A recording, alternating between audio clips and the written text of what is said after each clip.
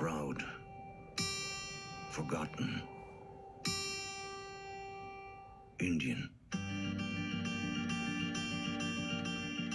Navajo, Blackfoot, Inuit, and Sioux, survivor, spiritualist, patriot, Sitting Bull, Hiawatha, and Jim Thorpe, mother, father, son, daughter, chief, Apache, Pueblo, Choctaw, Chippewa, and Crow, underserved, struggling, resilient, Squanto, Red Cloud, Tecumseh, and Crazy Horse, rancher, teacher, doctor, soldier, Seminole, Seneca, Mohawk, and Creek, Mills, Will Rogers, Geronimo, unyielding, strong, indomitable. Native Americans call themselves many things.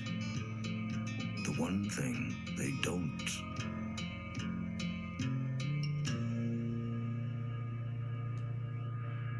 Hi, everybody, and welcome to Common Narrative. I'm Crystal Haynes. You know, Common Narrative examines the media's effect on civic engagement, but more importantly, we dig deep and unpack the issues behind the headlines you see in the media. So come on in the room. Let's do some work here. That you were just listening to or saw was an ad created by the National Congress of American Indians calling for a change in the Washington Redskins logo. Last month, the town of Wakefield, Massachusetts, voted to keep their mascot after the school committee voted to get rid of it over concerns that the Warriors logo was offensive to Native Americans. Ferris Gray, Sagamore of the Massachusett Tribe, and researcher Laurel Davis-Delano joins me in conversation right now on the harm and the hazards around the use of Native American imagery as mascots and the history and racism attached to it. Welcome. Thank you, Crystal. The conversation about the indigenous mascots within the Commonwealth has been tiring, to say the least. We have to travel to different communities that have indigenous mascots and explain the harm that these mascots cause to both our people, and also that it is a form of racism. And that's sometimes difficult to get across because these communities don't see an indigenous mascot as racism. They see it as honoring the indigenous people. But when the indigenous people speak up and they let these communities know that their mascot is not honoring us, then it should be that easy. Their response should be, oh, we didn't know that, we weren't aware. But a lot of times that's not the response. We have to go into detail and go back and forth with them. And with towns like Wakefield, when the school committee voted to change the mascot, and then the town votes, and the majority of the people voted to keep the mascot, it's pretty clear to us that they're not listening to the indigenous people, that their mascot is a form of racism, and we don't feel honored. We feel disrespected by their mascot, and our ancestors aren't respected by their mascot. So we would really like these communities to listen to what we're saying and take it to heart, that we're telling them that we're not honored and that it is a form of racism. Yeah, and to just add to that, the Joint Committee on Education actually heard testimony this month on a bill that would ban the use of Native American mascots in public schools across the Commonwealth. And the ban would apply to things like school athletic uniforms and images on school buildings. And that was one of the sort of the common,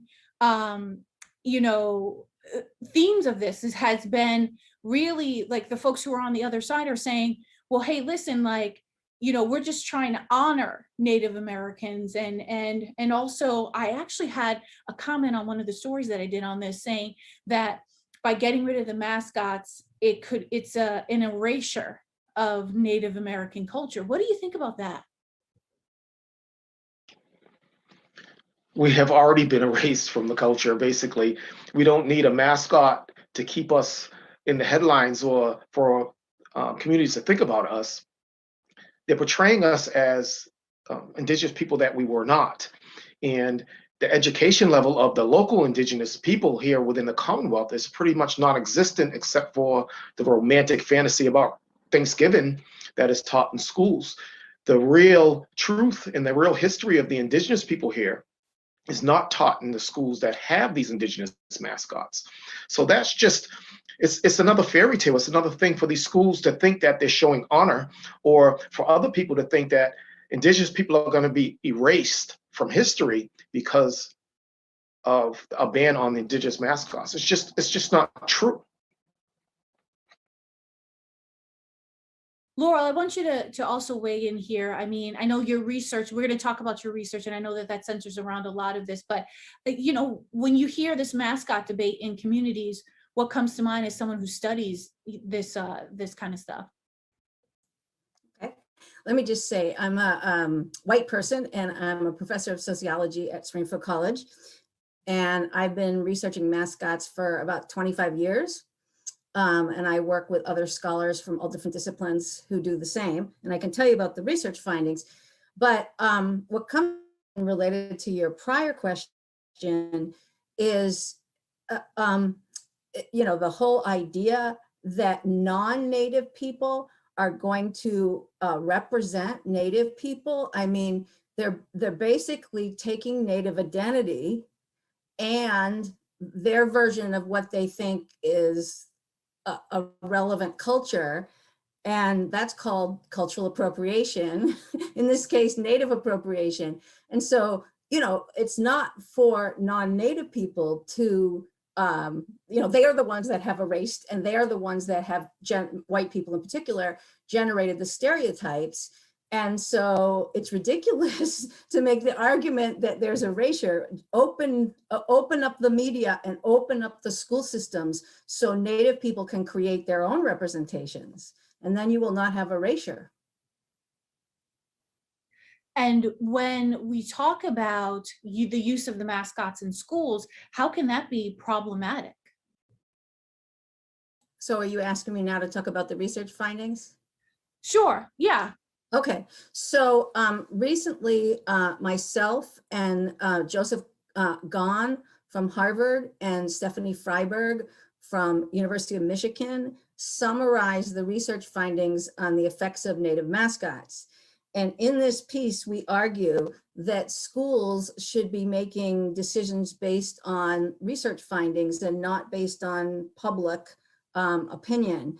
And so I'll just summarize quickly the findings. So there's one set of findings that are the direct effects on native people. And basically those findings show that the mascots create a hostile climate for native youth. They lower the self-esteem of native youth. They reduce the degree that native youth can come up with future possibilities for success. They lower beliefs among native youth that their native communities can make a difference. And they also generate a whole bunch of negative feelings. I always have to look at my list, which are stress, distress, depression, dysphoria, and hostility. And in one study, they showed that native youth or native students avoid athletic events when there are native mascots. There's also indirect effects, which are on non-native people that, of course, can then affect native people. So some studies show that native mascots among people who support the mascots, okay, are associated with negative thoughts and stereotypes. So even though people are saying we're honoring native people, those same people in these implicit bias studies show that they're generating negative thoughts and stereotypes. And when you expose non-native people to the mascots, it increases their negative stereotyping. And a couple studies even show that it increases discrimination against native people when exposed to native mascots. And also, lastly, those that support native mascots have higher levels of prejudice against Native Americans than those who oppose them. There's one study that shows that exposure to Native mascots increases bias against Asian Americans, which is really interesting. So the Native mascots, in both cases, this is showing that they're educationally harmful, right? And educators and legislators should be paying attention to these findings, is our argument. Tell me about the data collection process. What did that look like? Well, this is 19 different studies.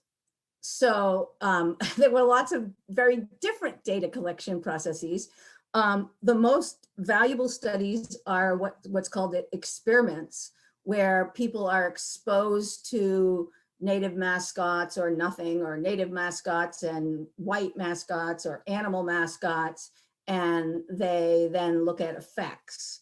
And sometimes, and they usually use a variety of versions of Native mascots, and some use the names and some use the images. And then there are some non-experimental studies that look at associations between different views on surveys. Ferris, I want you to, I guess, speak to how this feels in community, right? We have this data. How is that experienced in Native American Indigenous communities? These mascots, we feel like with their trophies, they conquered us. That's true, and that's clear. We were conquered and assimilated into this European culture. For hundreds of years, we were discriminated against. And at least I know with the Massachusetts, it wasn't good to be an Indian. It wasn't good to be an Indian in past generations, because the Indian was discriminated against. And so we would go into other cultures just so we can be accepted. And now when you come to the point where we're having these schools and these towns have us as their mascot, it feels like to us like we're the trophies of the conqueror. It wasn't okay to be an Indian for so many hundred years, but now everybody wants to be an Indian. Everybody wants to be indigenous. These schools, they dress up like us. Not really, but they act like they're dressing up like us, and they say they're honoring us, but they're really mocking our culture. They hoot and holler. They do say things like, we're going to scalp the opponent and things like that. And all these things, it just really feels like they're being made fun of. I know my children had to play for little leagues that had the Indian mascot for the Cleveland Indians. And they really felt like it was a cartoon character they were playing for. And it really affected my children. So I had to ask them, or really demand, that my children be taken off of that team and placed on a team that didn't have that kind of disrespectful mascot. And no one understood. They just didn't understand. No other race has to deal with this. It's just the indigenous people here in this country that has to deal with this kind of racism. And so for my community, it really feels like our culture is being mocked. And when you go to a sporting event and either the team that you're there to support or the team they're playing has an indigenous mascot, and then they start hooting and hollering and saying really disrespectful things, you kind of want to hide and crawl into the bleachers and get away from that, because it's really hurtful that our culture is being mocked. And for other people that are not indigenous to not understand it, that's like, a double whammy of being hurt. And so, our culture it's not a joke. It is something that we honor and we treat with respect. And when we have the dominant culture making fun of us, it needs to be addressed. And we just ask these communities to listen to the indigenous people so they can have a better understanding of where we're coming from. One of the things that was also mentioned in the Wakefield case by one of the town leaders there is that there's a Native American family in the town, and they were okay with it. And so the community didn't understand where the opposition came from. What do you say to that? Everyone has their own opinion. Indigenous people, non-Indigenous people, that's part of having a free will. You have your own opinion. And I just know in older generations where it wasn't good to be an Indian, any kind of recognition is good recognition. And so it's more of a generational thing. So you might have older people and they kind of think that these mascots are a sign of respect because they grew up in a time where there was zero respect for the Indigenous culture. We're not in that time anymore. You know, the Indigenous youth are awesome. They have stood up and they have voiced their opinion and they're strong and they have so much honor and respect for their culture and their ancestors, and they're saying it's not acceptable. But here in the Commonwealth, where you have all of the tribes that are historic tribes of the Commonwealth saying that it's not okay, then these communities should really listen, because it's not one family. It's all the tribes here in the Commonwealth that are saying it's not okay and it's racism and it needs to be addressed. Laurel, I'm interested to see if there was any sort of dissension or tension or conflict like we're hearing in the within the data. I'm curious if there were some older populations or folks who identified with being okay with some of this imagery. So our review of the 19 studies are the studies that are on effects. And so that's not the same as the study on opinions. It's not the same as the study on the process. It's not the same as the studies on the history. There's probably, hundreds of research publications. But I can say that a recent study came out by Freiberg and Eason and collaborators.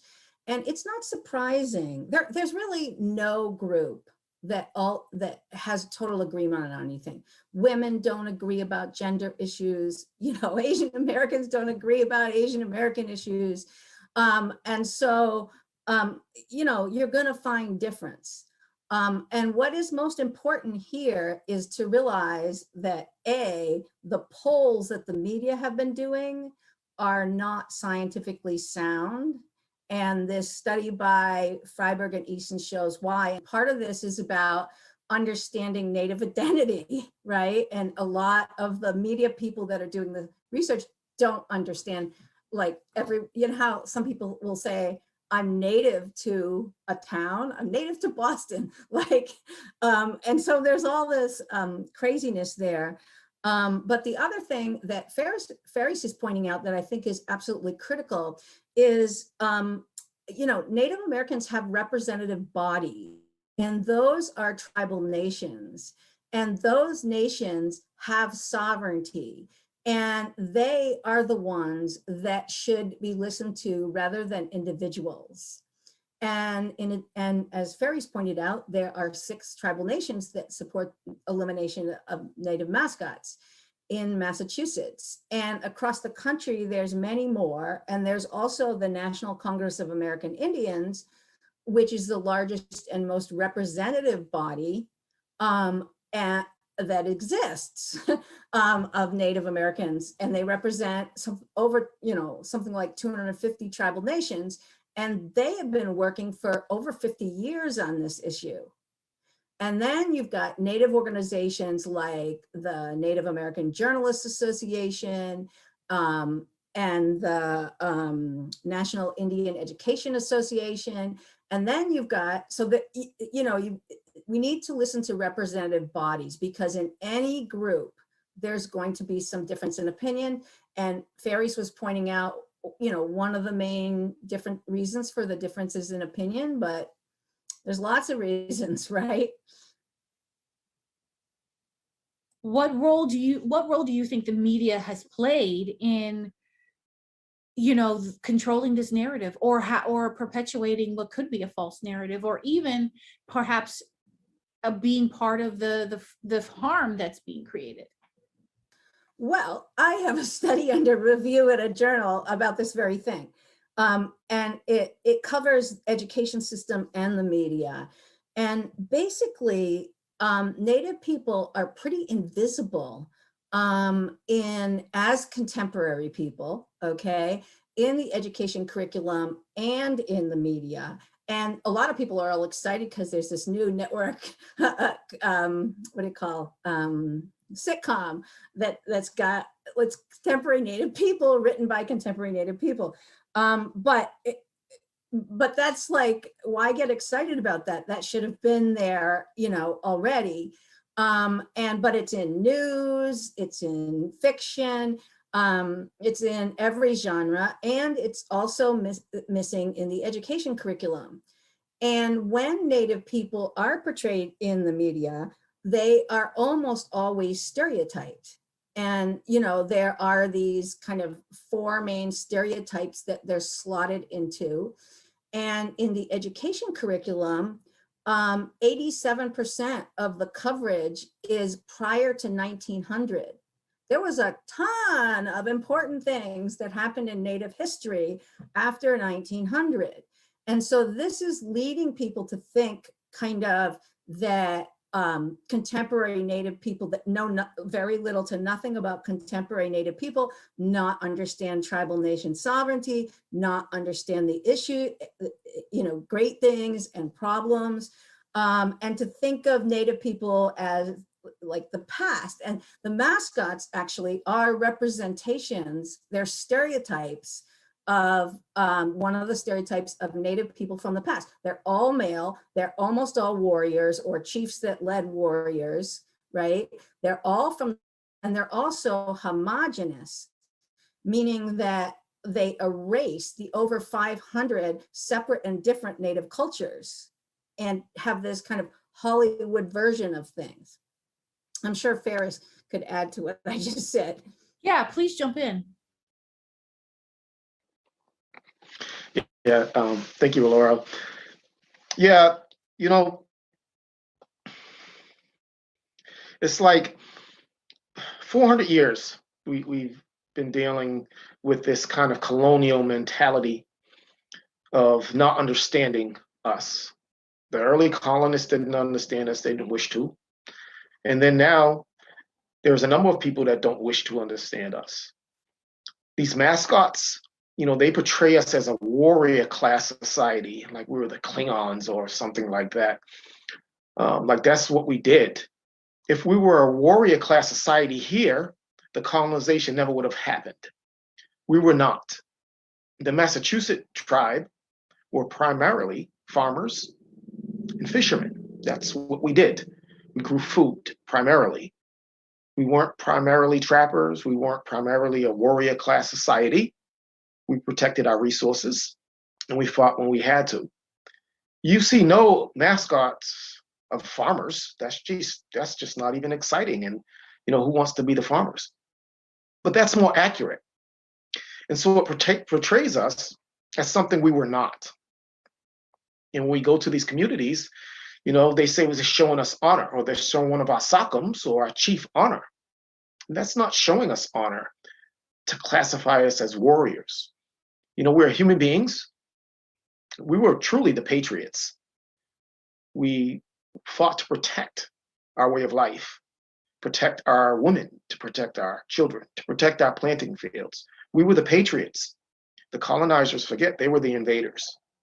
And so it's really troubling that we have to explain this 400 years after the fact. It's been going on for a long time.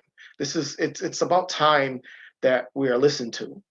It's about time that the ruling powers understand and the people understand. It's really important the people understand what happened here so they can better understand the indigenous mindset and why we think and why we know that all of this is harmful. We can't continue on this course of this kind of racism. We have to destroy all racism here, everywhere, no matter where you're from, no matter what culture you're from. It's just not acceptable anymore. And none of it's acceptable. It's not an acceptable behavior anymore. And we need to do something about it. And hopefully this show helps people better understand what we're saying. Why do you think there's such a resistance to changing mascots to incorporating this into history curriculum? Is it that people people come from a place where they are like, this is tradition, and so we have to continue it, and they feel personal about it? Is it just straight up racism? Why do you think that there is this conflict between what people believe is their town's tradition and the harm that Indigenous people are saying that having mascots and statues and the omission in history curriculum creates? All of the above, Crystal. Some's racism, some's people just don't want to change. Everyone knows sometimes change is difficult, and we understand.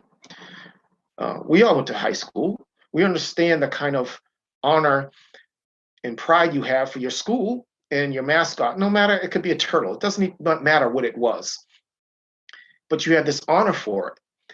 And when you ask a community to change their mascot, they feel like you're taking something away from them. And so it's kind of like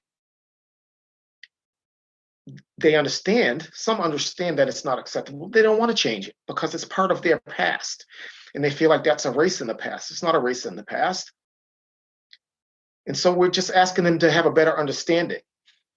I think the key problem is that ever since all of us were young, we were fed this propaganda of the beginnings of this country and the foundations of this country. And so we all grew up with this propaganda. And today we have to re-educate ourselves because our educational system doesn't educate our children, or didn't educate us, about the foundation of this country and the true things that happened here. And that never should be omitted. But we think it's omitted because it's uncomfortable, it's unpleasant. It was horrifying what happened here. There was a genocide that happened here. And people don't want to hear it because it makes them uncomfortable. Probably some guilt associated with it as well. But we're 400 years past that. We have to talk about it. The indigenous people of this country need to heal from this trauma. And we can't heal if it's not talked about. We have to talk about it. Everyone has to sit at the table and talk about what happened here, and the genocide and the murder and the erasure and being stripped of our culture, of our spirituality. All of that is devastating. That's totally devastating to any people. And when the colonizer and their descendants don't want to talk about it, the healing can't take place. Healing needs to take place on both sides. Both our communities need to heal. It has an impact on both of our spirits. It needs to be healed. And there's something, that I say, normally it's around Thanksgiving time because everyone is thinking about things they have to be thankful for and sitting at the Thanksgiving table and family, which is important to have family. I remind people that the foundation for this country was built on the graves of my ancestors. And it's important they remember that because it's truth and it's something that really happened. And we're still here. And they need to hear that. Because why? We all have things to be thankful for. We also have things that we need to remember. And for us, we need to remember our ancestors, what they went through and the sacrifices they made and the contributions they made to the formation, to the foundation of this country. And this country just doesn't seem to want to talk about it or honor us. So just to add, I want to piggyback on what Ferris is saying, but I want to go back to something first. So the reason why, mascots are selected, most of them that are selected are violent and aggressive. And so when you look at, like most mascots are animal mascots, and they're not picking rabbits and deers, because those don't have the perception of violence and aggression, right? Instead, they're picking like tigers and that have that reputation. And the stereotype of Native people as fitting that was a justification for colonization, genocide, killing Native people, and shoving Native people onto reservations and not letting them leave. I mean, so you have the dominant culture's memory of Native people and the image that they're creating of Native people, the very thing that was used to justify colonization and genocide. But anyway, I want to go back to white people, which I'm interested in. So white people do feel bad when accurate versions of Native related US history emerges. And the imagery of Native people that is all this stereotype stuff, and not just the warrior stereotype, is associated with US, especially white US nationalism. And there's some research that's going to come out that demonstrates that. But I want to mention some studies that found that when white children or students are exposed to Native mascots, their self-esteem goes up rather than staying neutral or down, right? And also white people, there's some recent research that isn't published yet where when white people are like see somebody with a Native mascot on, another white person, they feel more warm to them and they like them more. And so this is some deep stuff, right? That's connected to nationalism and myths about US history that make white people feel good. And when you bring up the reality and you erase those myths, that can make white people feel not so bad. So there's some research that shows that when white people are exposed to the day of mourning, which is a challenge, speech, that makes, they don't like it compared to, the standard versions. But I just wanted to also say, so why don't people understand? You asked that question a while back, or I should say, why do non-Native people, especially white people, not understand? First of all, they have had lack of exposure to Native people. A lot of non-Native people don't have contact, especially in-depth, long-term, equal contact with Native people. And then if you add that to the lack of exposure in media and the school system, and almost all the exposure being people of the past and stereotypes, right? And then you add that on. And the one more thing that I think has a big effect here is there's this thing that are called positive stereotypes, and they're really kind of ostensibly positive stereotypes. So yeah, break that down, Laurel, that term positive stereotype. Well, that's the phrase that's used, but oftentimes researchers put something in there in front of it, like ostensibly positive or so-called positive. And things like not just Native Americans are brave, strong warriors, and super spiritual and in touch with nature. And then women are nurturing and Blacks are good athletes and Asians are all smart. And so on the surface, these seem to be compliments. And so a lot of people don't understand that as racism and sexism, classism, or whatever it is, right? And rather they think that it's being kind of anti-racist or anti-sexist or something. But the research findings, in a different area can show, like the scholarship I was talking about before, that these ostensibly positive stereotypes are harmful. And it's not surprising that they're harmful because a lot of them are rooted in past oppression, like the example that I just gave before, or, related to Black people, the past belief, and still in a lot of people's heads, that Black people aren't smart, they're just physically capable, right?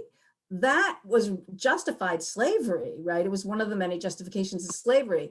And then you've got how they work in the contemporary period, right? So for example, the notion that women are nurturing by nature results in women not only having a 40-hour-a-week job, but having a double shift, right? And so But most people, when they think and hear of these positive ideas, they don't think of them as problematic. They think we're honoring women, or we're honoring whoever, or we're celebrating them. And that's a problem, that people have those views of these surface things that appear positive. And this is Common Narrative on Spark FM. We're having a conversation about the harm and hazards around the use of Native American imagery, especially mascots. Here with me is the Sagamore of the Massachusett Tribe, Ferris Gray, and researcher Laurel Davis-Delano.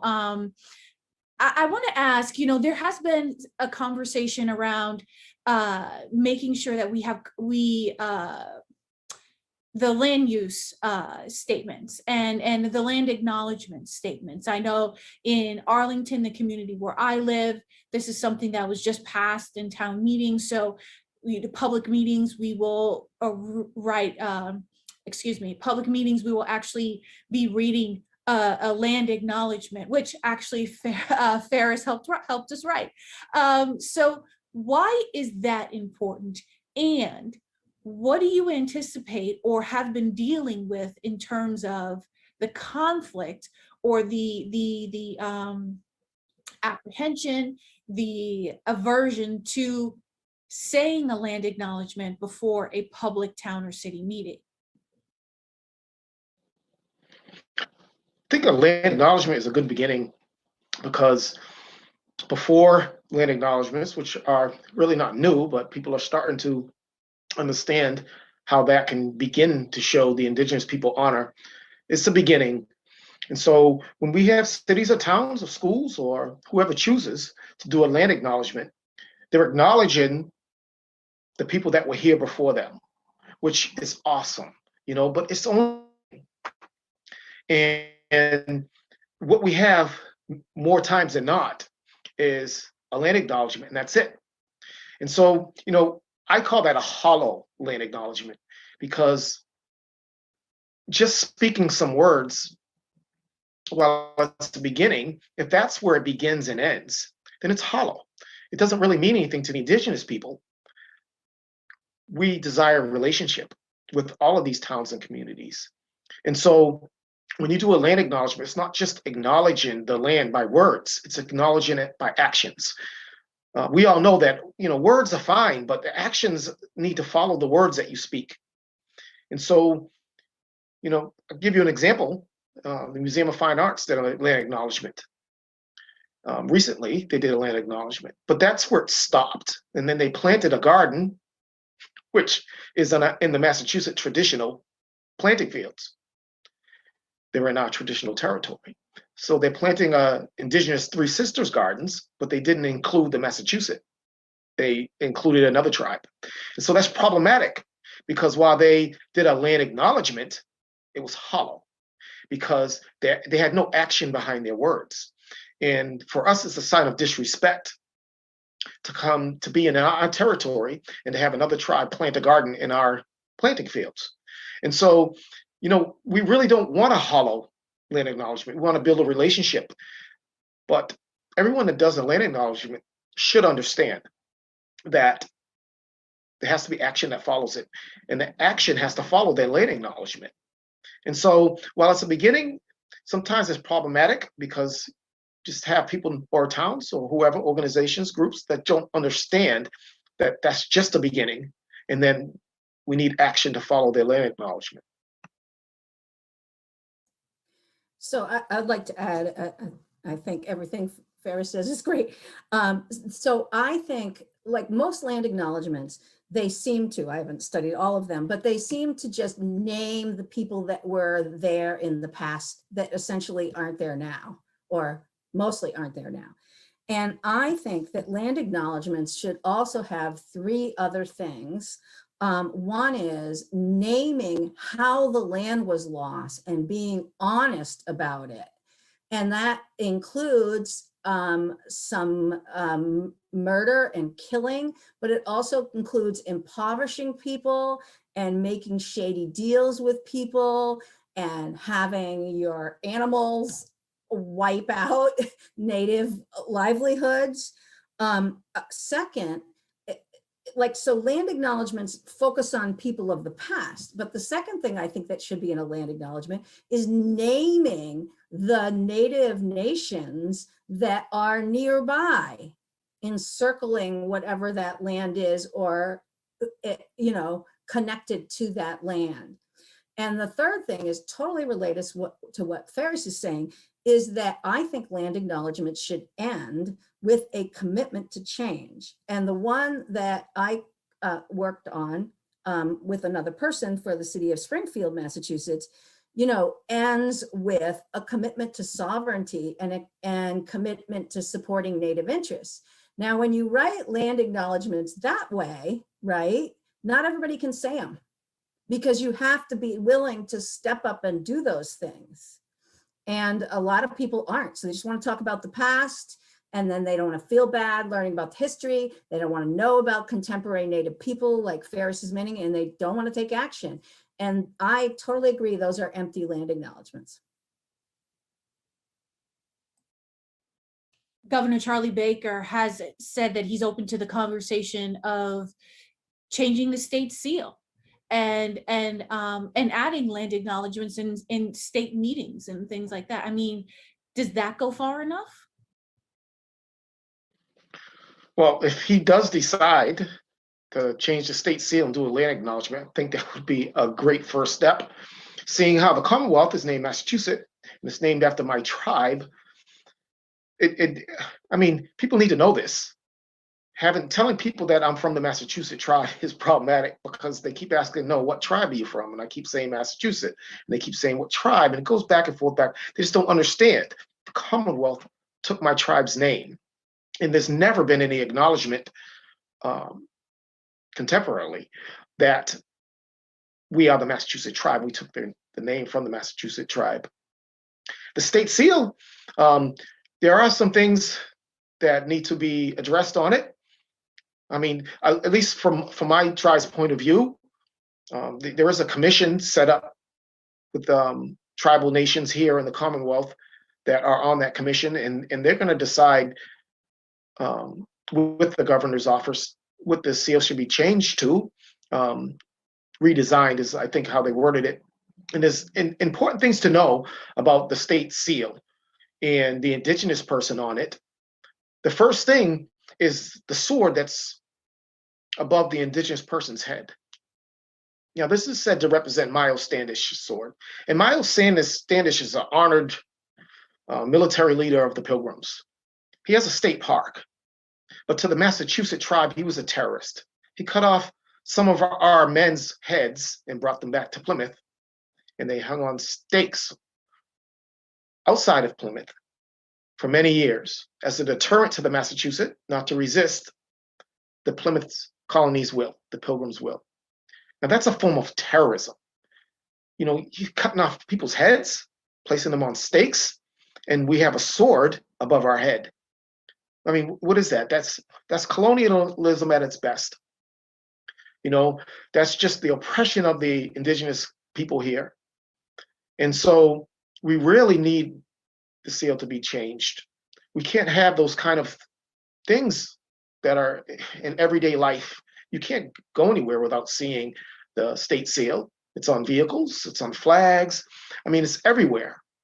And that's just saying, hey, you know what? The Commonwealth agrees in terrorism. Yes, it's terrorism. If you know, our representatives don't know the history, there's no excuse for that. They're adults, they're educated, and they represent people. They should know the history of the Commonwealth and things that happened here. And if they don't, and they wish to speak with us, all they have to do is reach out. And so the seal is really problematic. And I just know that many non-Indigenous people never really looked at it. They truly never looked at it, and they don't understand. But when you explain it to them, they see the sword. Oh, I never noticed the sword. And they see the sword and what it means to us and what it meant to the Commonwealth. You know, I think it said at one point, by the sword we seek peace. What is that? How do you have peace through the sword? By cutting off the indigenous people's heads and saying, if you resist, there won't be any peace.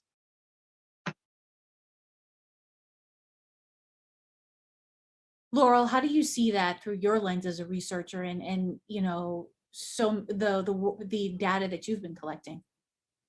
Well, there are no studies on the Massachusetts state flag that are kind of social sciencey. There's some history things. I just think kind of as Ferris put it earlier, there are kind of these trophies of colonization all over the place. And they celebrate colonization, right? But a lot of people don't know that, although they kind of feel good about, like white people especially, feel good about a lot of those things. And one example is in the area that I live, which is in the Connecticut Valley, where the Connecticut River comes through. People call this the Pioneer Valley. And so we've been trying to work on getting rid of that name, because who are they referring to? They're referring to the white colonists, and it's labeling it their valley, and it's erasing, like if you call it a pioneer, it makes it sound like they're the first people there, but they're not the first people here, right? There were all kinds of native tribes all around here. And it really is a celebration of colonialism, and it's really a horrible phrase. And so once you kind of become aware of how this works, which many native people already have awareness about, you can kind of see it all over the place. It's part of the dominant culture.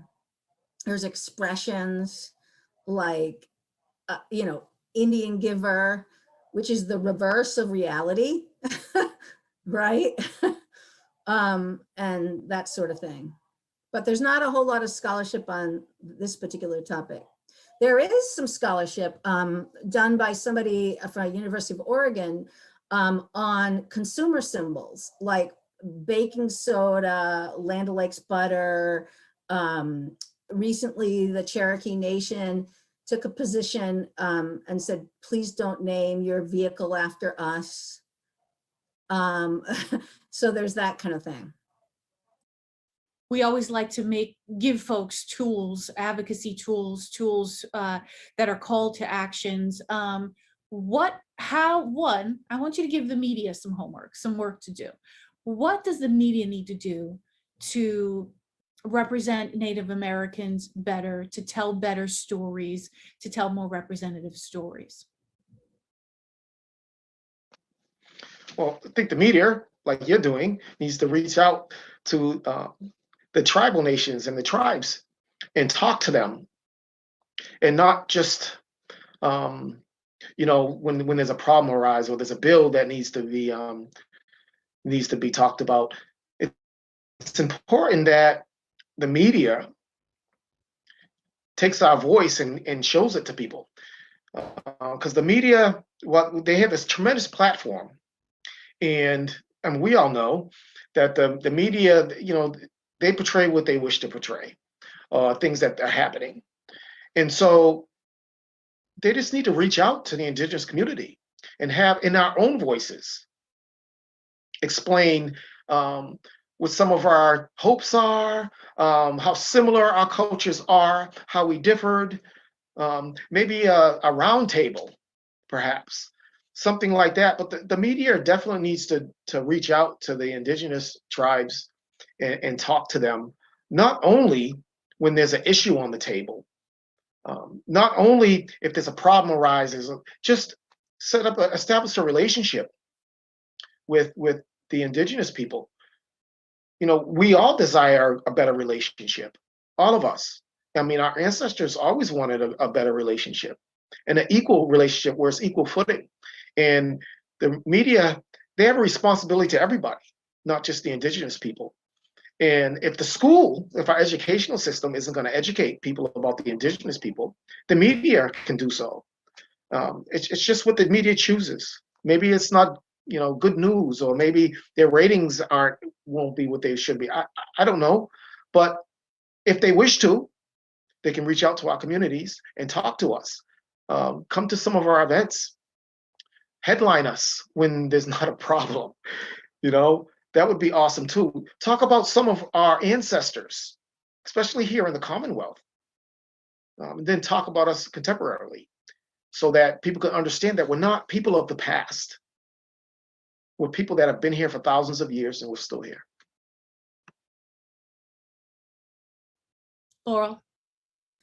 So I was going to say that there's an organization called the Native American Journalists Association, and they have tips for journalists, and they have workshops, and they have a lot of Native journalist members. There's also organizations that support Native issues in television and film. There's Native musicians. There's an organization called Illuminative, Illuma with that I and then a big N, that works on all these media representation issues. And so I think the media also needs to hire Native people. There are Native people that do all of these things. And then the non-Native people need to educate themselves and about the issues so that when they go cover things, and I totally agree with fairies, not just when there's some issue related to a white non-Native community, but like in general, what's going on among the Massachusett or the Herring Pond Wampanoag. And then even, you know, how a lot of people who go into journalism or any media, they may go to learn about film in college or learn about journalism or music. Well, why isn't that in the curriculum? And so I think there's so many strategies that can be used. And it's always interesting to me, you know, when we have these conversations, the parallels when we're talking about folks in the African American community or the Asian American community or the Latinx community. You know, it feels like all of the marching orders are the same. And so we certainly need to be cognizant of that and do the work and make sure that we elevate all of these voices, because we do make up this country and our stories deserve to be told. I want to thank you both for joining me here on Common Narrative on this very special episode as we talk about Native American imagery and mascots. Ferris Gray is the Sagamore of the Massachusett Tribe, and Laurel Davis-Delano is a researcher at Boston College, at Springfield College, and I should know better because I'm from Springfield, so and know Springfield College very well. So thank you both so much for joining us in conversation. I want to invite everyone who is listening and watching this video that you can go to all of our social media platforms for Common Narrative and commonnarrative.media to get all of the resources, the tools, links to the show, and make sure that you can engage in this conversation and then act upon it to make your communities better. My name is Crystal Haynes. Thank you so much for joining us, and we'll see you next time. And remember, knowledge is power and power is change.